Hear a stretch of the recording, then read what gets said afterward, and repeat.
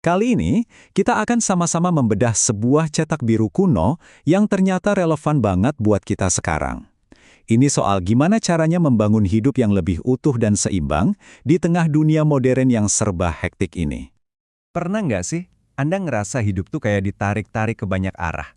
Ada urusan kerjaan, keluarga, pengen lebih spiritual, tapi juga mikirin keuangan. Rasanya kayak semua itu potongan-potongan terpisah yang saling bersaing satu sama lain. Nah, disinilah ajaran Ahlul Bait menawarkan sebuah metafora yang keren banget. Mereka melihat hidup kita tuh bukan kayak serangkaian kamar yang terpisah-pisah, tapi ya kayak satu proyek arsitektur, satu bangunan utuh yang dirancang dengan baik dari awal sampai akhir. Oke, namanya juga bangunan, pasti butuh fondasi yang kuat kan? Nah, dalam cetak biru kehidupan ini, fondasinya itu adalah kondisi batin kita, jiwa kita. Katanya nih, di dalam diri kita ini ada semacam medan perang yang nggak pernah berhenti. Pertarungan buat ngendaliin hati kita. Dan siapa yang menang di sini, itu yang bakal nentuin kualitas semua hal yang kita kerjain di luar sana. Nah, lihat deh. Ada dua pemain utama dalam pertarungan ini. Di satu sisi ada Akol. Ini tuh intelek suci kita, kompas batin yang ngarahin ke kebenaran. Di sisi lain ada Hawa, alias hawa nafsu. Ya, sisi impulsif kita lah. Hati yang sehat itu katanya kalau si Akal yang jadi kaptennya. Tapi, kalau keseimbangan ini goyah, nah, disitulah muncul yang namanya penyakit hati yang bisa merusak fondasi kita.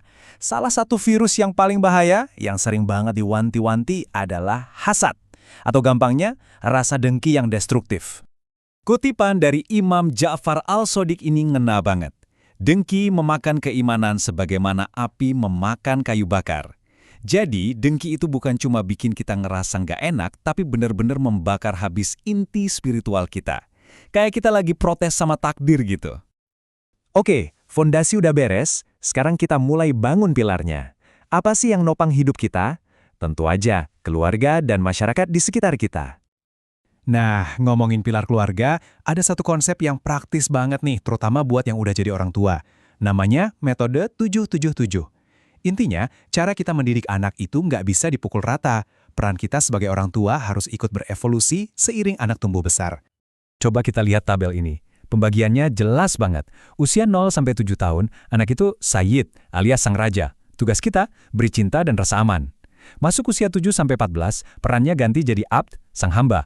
Di sini waktunya kita ajarkan disiplin dan kebiasaan baik. Nah, pas 14-21, mereka jadi wazir atau menteri.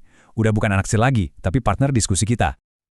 Oke, fondasi udah kokoh, pilar juga udah berdiri tegak. Sekarang saatnya kita bangun dinding dan atap bangunannya, yaitu kesuksesan dan kesejahteraan dalam hidup.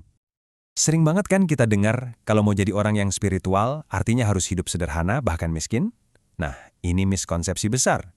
Ternyata, ajaran Ahlul Bait justru menolak keras gagasan ini. Ada satu cerita tentang Imam Al-Baqir yang benar-benar mengubah cara kita memandang kerja.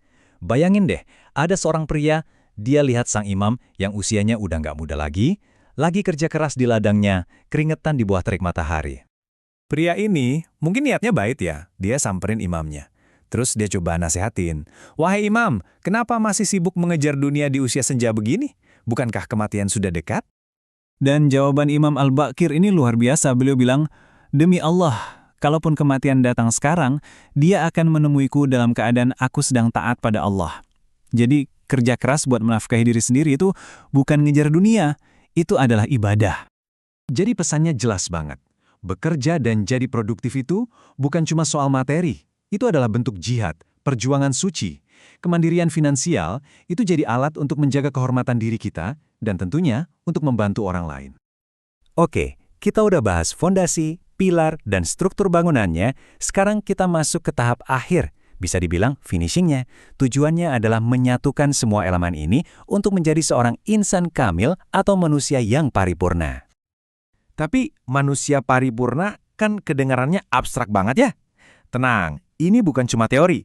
Ada kok protokol hariannya, semacam daily checklist yang praktis banget buat pengembangan diri kita. Ada 5 langkah. Pertama, mu'ahadah. Tiap pagi kita niatkan, hari ini mau jadi lebih baik.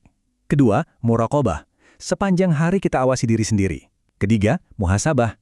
Sebelum tidur, kita evaluasi. Tadi gimana ya seharian? Keempat, mu'aqabah. Kalau ada salah, kita kasih konsekuensi positif. Misalnya bersedekah.